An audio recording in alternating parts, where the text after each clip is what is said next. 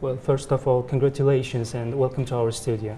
Thank you for inviting me. Well, first of all, why Mongolia? What makes it a good destination for your company? It's more a strategic move for the company. We came to Mongolia in 2012 to have a look around at the market and discovered that there was quite a number of cars already existing in the market. So we took the viewpoint that it was a good time to come and look at investing and then trying to take care of the customers that are already here. Well, how do you see the market capability in Mongolia? So is there enough demand? How optimistic are you? Optimistic, I guess the economy is quite stagnant at the moment, so our optimistic is not high.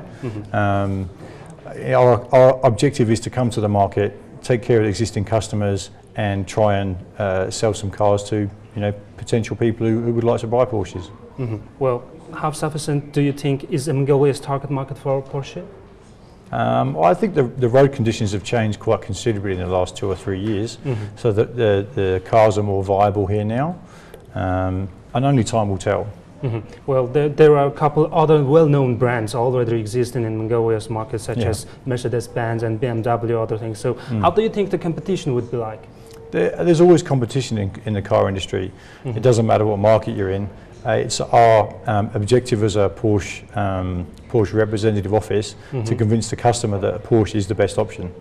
Well, what makes a Porsche unique for other brands, and how do you plan to stand out from others? I guess the most unique thing about Porsche is we're a sports car manufacturer.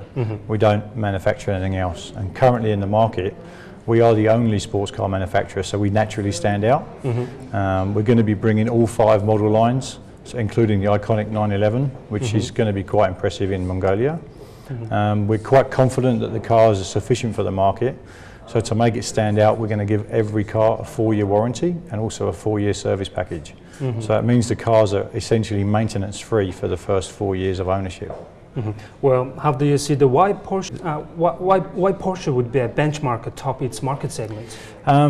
It's the everyday sports car. Porsche has always been the car that you can take to the racetrack, drive it around the racetrack, and then park in the garage on a Monday morning, drive it to work. It's a very versatile, sports car. That's I guess the unique thing about the Porsches. Well, based on what you've seen so far, how easy do you think it is to do business here in Mongolia? I mean, what's your view on Mongolian business environment? As I said earlier, the economy is down, so business is going to be challenging. But we're taking a long-term view. It's not come for a year and then if we don't sell any cars, we're going to shut up shop. It's a 5-year plan. We see that the economy in Mongolia is stable at the moment. It's not growing, but we see growth in the future. Therefore, we're here for the long term. Well, how is different doing business in Mongolia compared to other countries? What's the main differences? The car industry is the car industry.